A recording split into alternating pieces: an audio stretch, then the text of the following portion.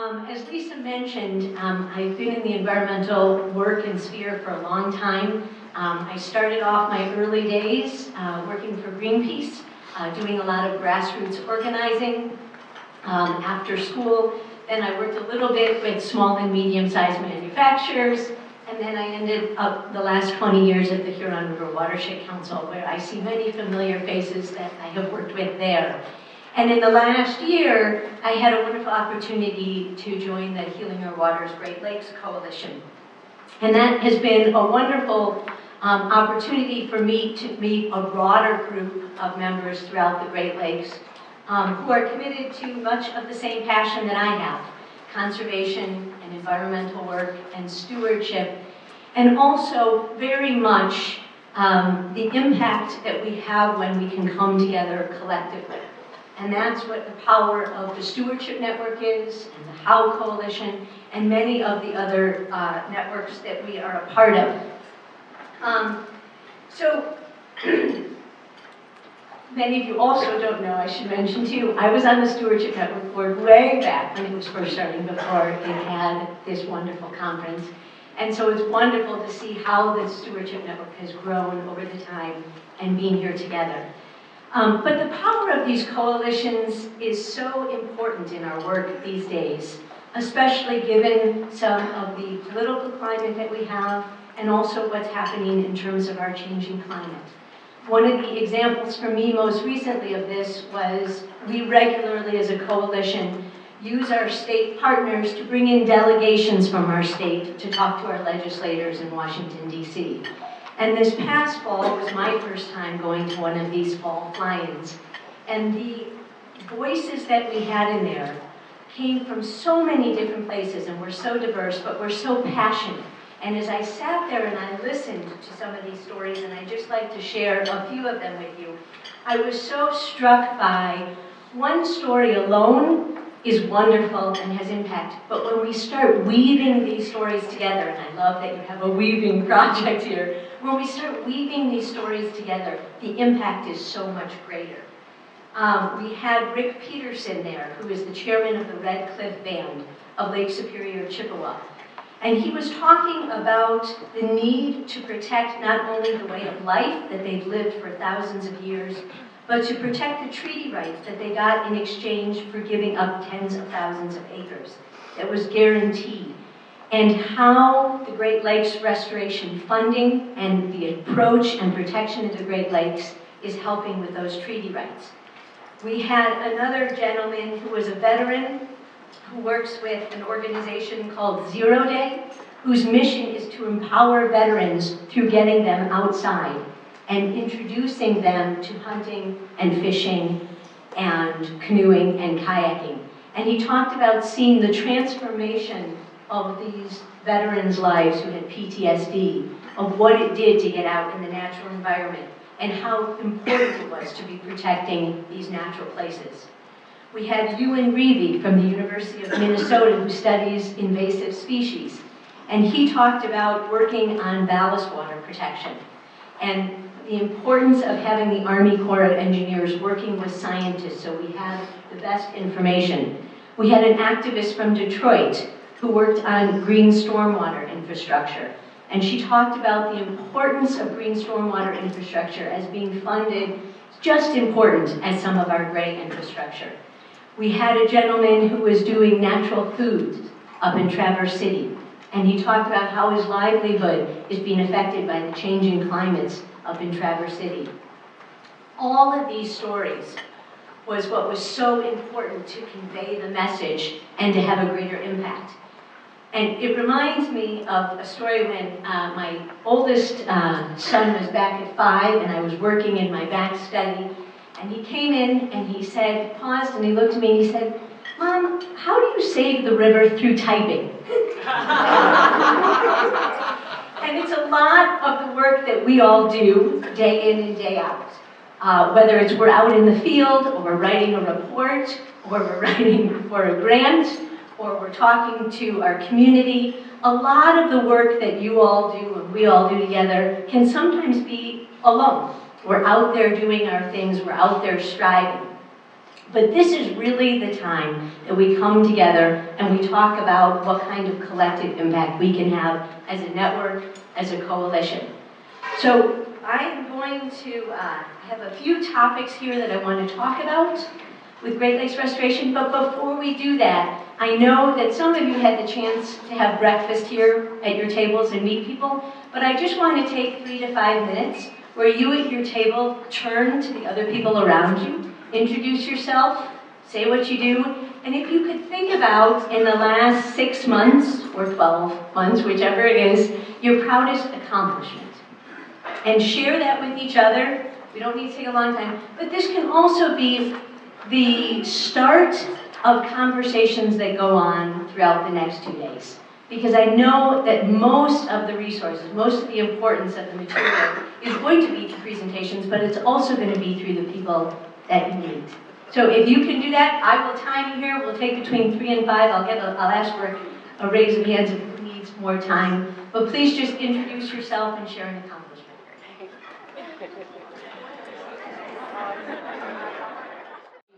To seek out people again, but that is the wonderful thing about networks and coalitions is the diversity of people from different geographies and expertise and interests and passions and stories. So I'm excited to hear a lot of those over the next couple of days. I'm going to share a little bit about the Healing Our Water story and our coalition and tell you a little bit about it. That will lead into a discussion about the Great Lakes Restoration Initiative, which has been the focus of our coalition.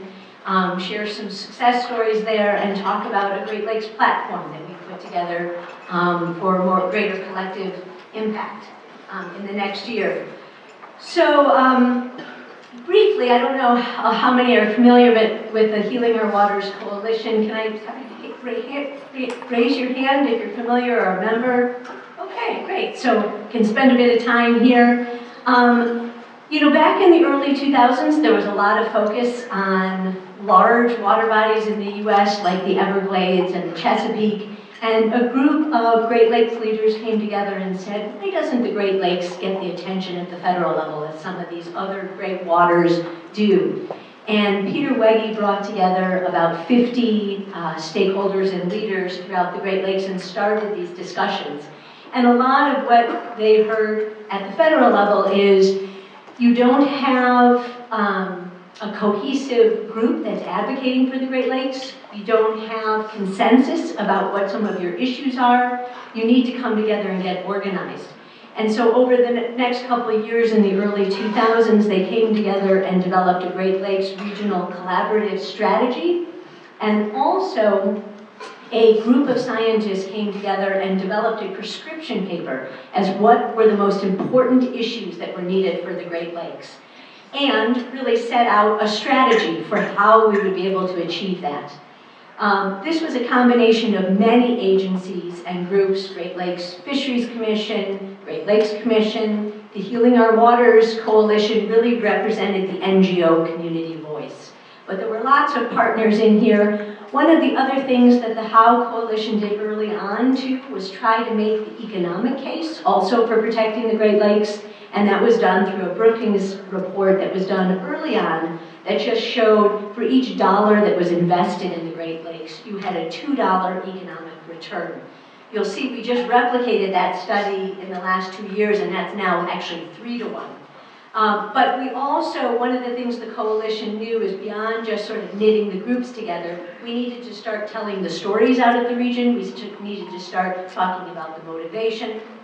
And that ultimately resulted in 2010 in funding for the Great Lakes Restoration Initiative, which you'll hear me just refer to as GLRI. How many people in the room have worked in some capacity with GLRI money? Okay, that I knew I'd get a lot more hands in this room. There's been $2.9 billion at this point that has come to the Great Lakes under the GLRI. So we'll talk about that. So there's 161 members right now in the coalition. I actually would love to have groups join the coalition. We are NGOs. I have some forms that I'll leave outside. There is no fee. But it's a wonderful collaboration of groups that are working to protect and restore the Great Lakes.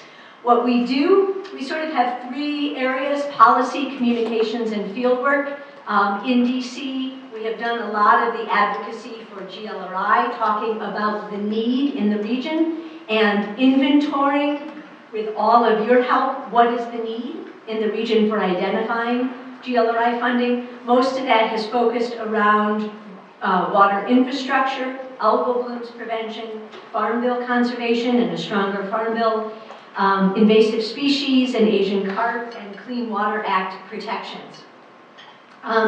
One of the things that is very key, though, is that we cannot do our work in DC without the rest of the region, the people on the ground. The people in DC are our active presence, but they are constantly getting the stories and the communication out of the region. In the state level, this is our field work. We actually, in addition to the 160 groups, we have state leads that we work with. And these are the state leads up here for you to identify if you're in your state. They sort of take a role of helping with organizing some of the grassroots groups and the organizations, and they also help us identify those key stories. So when I talked about the diversity of groups, from the tribal nations to soil conservation districts to some of the businesses to some of the researchers, they're the ones that help identify those key partners who should be telling stories out of the Great Lakes. And I think it's one of the successes that we've had is finding those stories that talk about what you all are doing on the ground to protect your ecosystems, your states, your Great Lakes. And so we've become the leading voice there by connecting, so that when legislators, again, GLRI right now is up at $320 million a year, and our legislators say, every time we talk about this, we have bipartisan support, but we have to convince all the rest of the country of why they should be investing in the Great Lakes. And so as many stories as we can give those legislators to say, here are the stories, here are the people that are coming, that's one of the things that's been very effective at continuing to have the funding that we have. We also do a lot with social media, video blogs. We do a lot with writing opinion pieces and working with our coalition members. But again, it's really telling the stories coming out of the Great Lakes. What we've been able to accomplish to date, we're now about 15 years old. When we started off, there wasn't a real unifier in the region. So now we really do have a unifying voice. We've been able to secure a strong restoration plan. And as I mentioned, we've secured over $2.9 billion. You'll see in the later slide, I think I have it broken down by state, but a lot of that money has gone to the ground, working throughout the states. The other thing that's very unique about how, and has been very uplifting to me in the last year, is especially in these political times when we can't seem to find any bipartisan issue, protection of the Great Lakes has bipartisan support. We were very worried when the Trump administration first zeroed out the GLRI funding 3 years ago. Immediately, bipartisan support came forward both in the House and Senate and put that $300 million back in the budget. And every year that the Trump administration has been in place, we have had bipartisan support for GLRI. This past year, just a month ago, we had the first increase in GLRI funding in 10 years. It had always been at $300 million. It's now gone up to $320 million a year. We have bipartisan support in both the House and Senate. We have bills right now to reauthorize GLRI and increase it over the next 5 years to $475 million a year. So while there are many frustrating things going on in the current administration in Washington, D.C., funding for the Great Lakes is a bright, shining spot. So that's a lot of fun for me.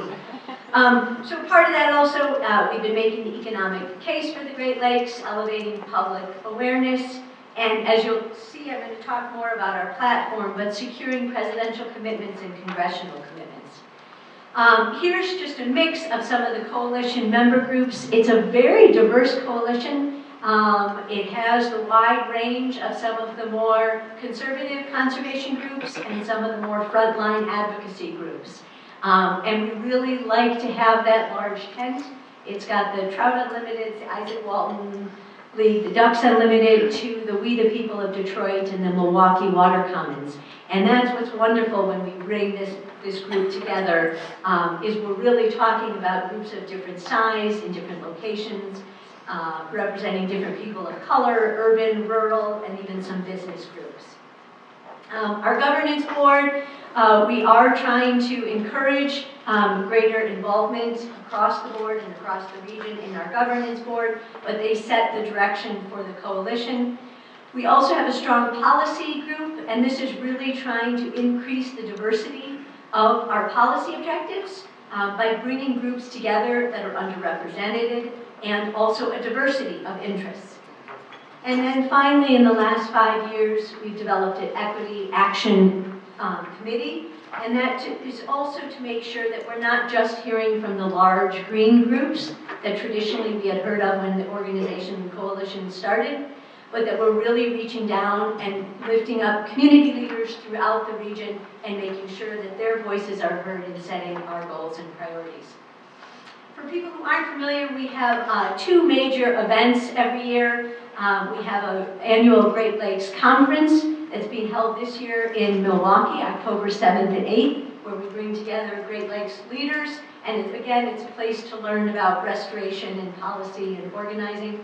And then in March 4th and 5th, we have a huge lobbying day in Washington, D.C. called Great Lakes Days, where we bring together about 150 activists who just blanket the Hill, Capitol Hill, lobbying around Great Lakes issues. So I'm going to transition here now to talking a little bit about GLRI. It seems that many people in the room have some understanding of it, but what I found also is GLRI is so large in scope that most of us have had a GLRI grant on invasive species, or most of us have had one around an area of concern in toxic pollution or education. And just to give you a little bit of a sense of the overall scope. So the Restoration Collaborative Strategy set the agenda for GLRI, and that has set up a Great Lakes Action Plan. And the EPA just updated their 3rd Great Lakes Action Plan that was released this fall by the EPA Administrator Wheeler. They've changed slightly over the years. I have Action Plan 1 and 2 up there. We as a coalition have really tried to work with them on changing it to include a lot more adaptive management strategies in there. Also climate issues and coastal resiliency to be added in there. But this really directs where all of the GLRI funding goes. And they take these focus areas, these 5 focus areas, and then they're able to transition those on the right-hand side. You'll see they have long-term goals for the Great Lakes ecosystem. And these really come out of the Great Lakes Regional Collaborative Strategy, but these are the goals that have been set up of what we would like to accomplish with GLRI funding. One point I want to make too, and I don't necessarily want you to read all of this, but I know that many of you work under different programs and policies and plans.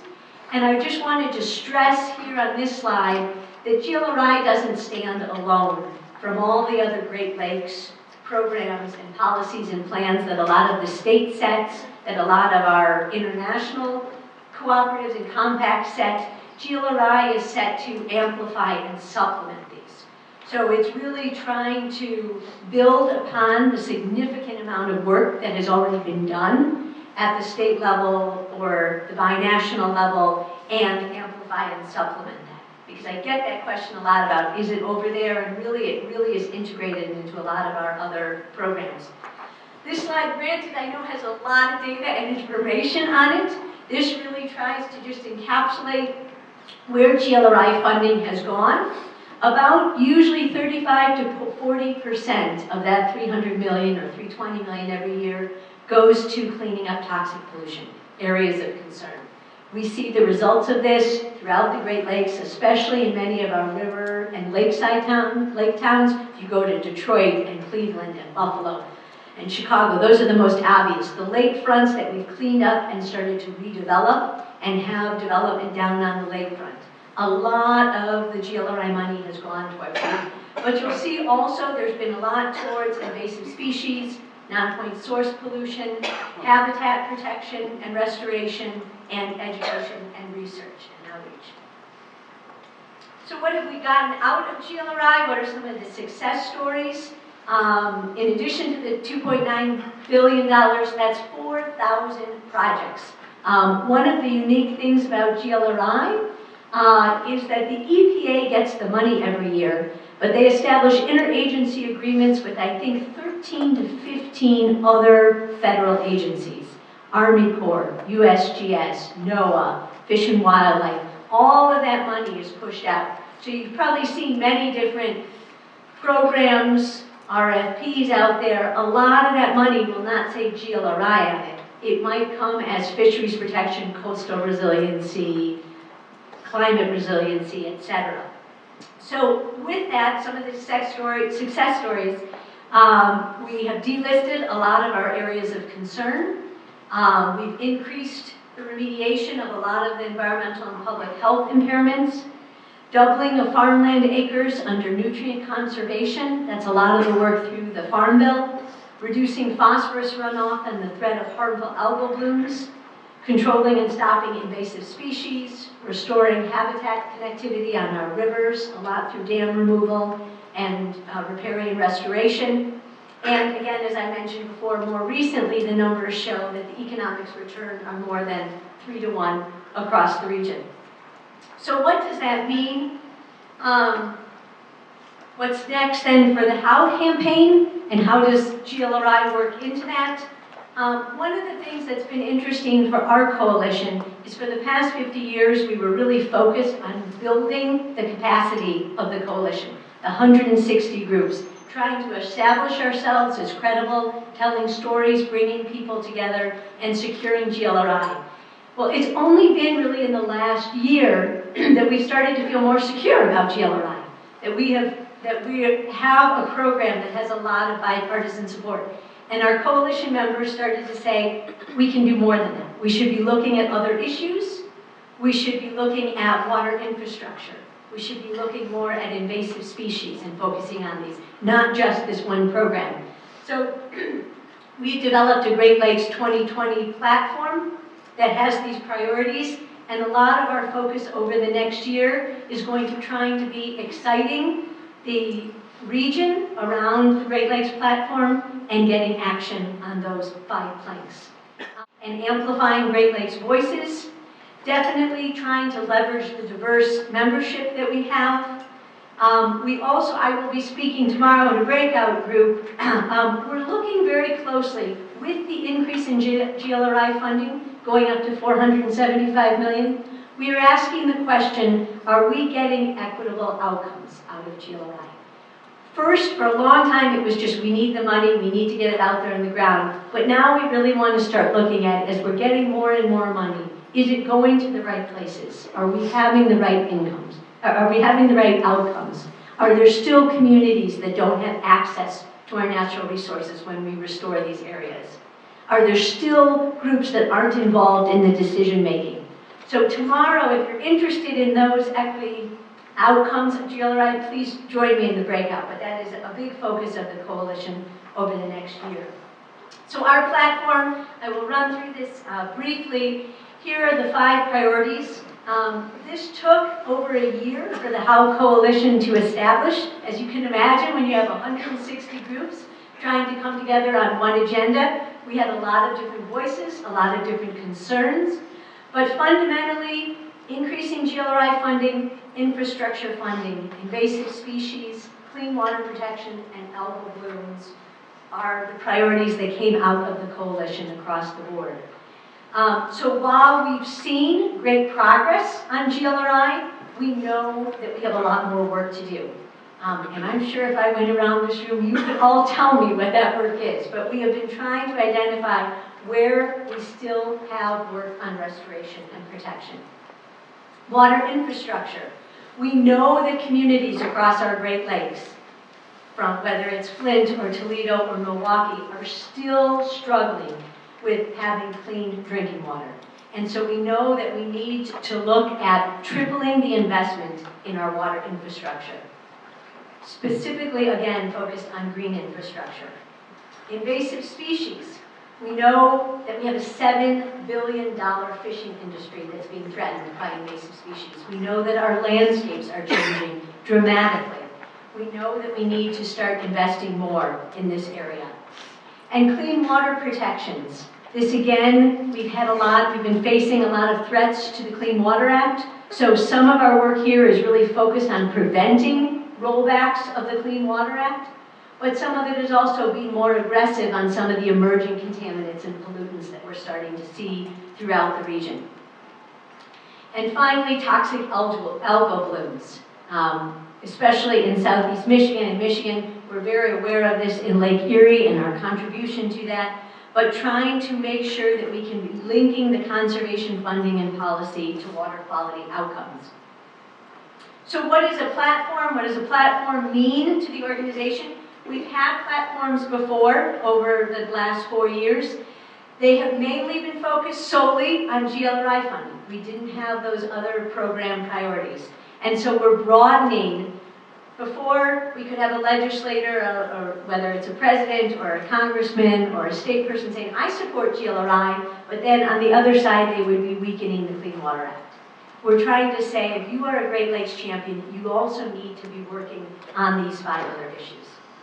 We're also capitalizing, as many of you know, that the Midwest in 2020 is going to have a lot of press attention. We have 3 states between Wisconsin, Michigan, and Pennsylvania that are going to have a lot of political pressure and focus. We're going to have a lot of visits from presidential candidates, and we want to make sure that this platform is up front and center. That when people come here who are running for political office, they say, this is what our Great Lakes community stands for and cares for. So we hope that that is an opportunity to elevate these issues. So far today, if you track some of the debates, at least in the Democratic side, in Detroit and throughout, water and clean water has only gotten maybe 1 to 3 minutes at the most. And we're really hoping that when they start coming more to Wisconsin, Michigan, Pennsylvania, we start hearing them talk about these issues. These are just a little bit of a sense of what we've done in the past. The first year we started a platform, it was more of a pledge that candidates make. The next year we had a little bit more of a pledge still, but it was a little bit longer. When we did it in 2016, you can see at the bottom here, we were able to get other Great Lakes associations involved. And that is what we're doing this year also. So we've been working with the Great Lakes Metro Chambers, the Great Lakes Commission, the Great Lakes Cities in St. Lawrence, the Great Lakes Governors Association. Council of Great Lakes Industries is no longer around, but many of these more diverse groups where they also share some of these same goals. So again, not only are we knitting together the NGO community, but we're knitting together the Great Lakes community as a whole, and even has a stronger voice. We also have quite a bit of a communication strategy around the platform, where we're looking at traditional media, but also op-eds, and we meet with editorial boards, press releases. This year we also plan to do as many tours around the Great Lakes, where we're highlighting GLRI projects and restoration projects that have been successful. Also social media. These were some cardboard cutouts that we had at different events, where people are texting and tweeting and Facebook and Instagramming these around, and it's really just trying to raise awareness too that these candidates are in Great Lakes cities, they're standing in front of what we know is industrial and toxic sites, and what they can be saying and doing about this issue. And then finally, we've had success with some of the candidates. This was when President Obama was originally running for office, and he announced that he adopted our pledge. And then similarly at our conference, we have a candidate forum, and we're going to be doing this in October, where we invite representatives from the campaigns to come and talk about their commitments. 4 years ago, we did have representatives from both the Clinton and the Trump administration talking about the Great Lakes. Not all of them have carried through on their promises, but we did have representation. People always ask me about this. If you're a 501c3, can I get involved in your platform? Can I advocate? We just want to highlight especially that quote there. We are a 501c3. We operate within that. We focus on the issues and not the candidates. And I want to be clear that you all can do that too. We have all been intimidated by saying we can't lobby and we can't express our views. But we can if we are talking about the issues and rather the candidates, and we are sending our materials to all parties and all candidates.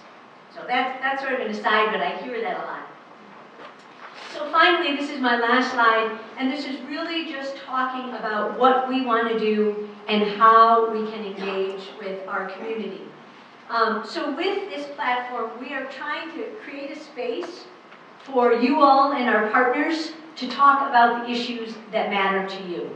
So if you are on the ground working on piping plover habitat, or warbler habitat, or fish habitat, that you're able to see your message within this platform. That you're able, if you're working on PFAS, if you're working on a dam removal, if you're working on a riparian restoration or invasives removal, that you can see yourself. It might not be all of the planks, I'd be surprised if it is, but you can say my work relates to this under Clean Water Act protections, or through habitat restoration, or through invasive species. And that we're able to find a way for you to tell your story that connects to this larger platform. So through that, we have some resources to help groups to be able to tell their stories. I would definitely say if you have a story that you want to tell, contact me.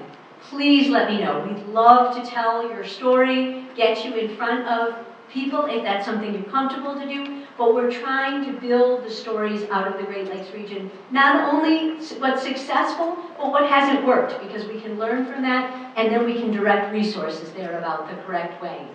It helps us refine our policy asks. We don't have necessarily, especially on harmful algal blooms, we don't necessarily have very clear policy asks at the federal level, at the state level, and in the next year we're going to be spending a lot of time trying to refine those policy asks. Something like the Brandon Road Lock and Dam, we have pretty good consensus among our community on. But how we implement VITA and some of the vessel work around ballast water, or what we do around clean water advocacy, whether we should be more aggressive or more reactive in protection, that's where we're going to be spending time trying to get your input and your feedback as we refine those plans. And then finally, in the next couple months, you'll see we're doing a lot of training on messaging, because we've done a poll, about a $100,000 poll throughout the Great Lakes region, and the poll has astounding results in talking about the kind of support that we have throughout the Great Lakes region for clean water, for these planks, for algal blooms, for non-point source pollution, for invasive species. And so we're going to be doing messaging trainings in all of the Great Lakes states and webinars about how you can use this information to support the work that you're doing. Thank you all. Thank you, Laura. Really appreciate it.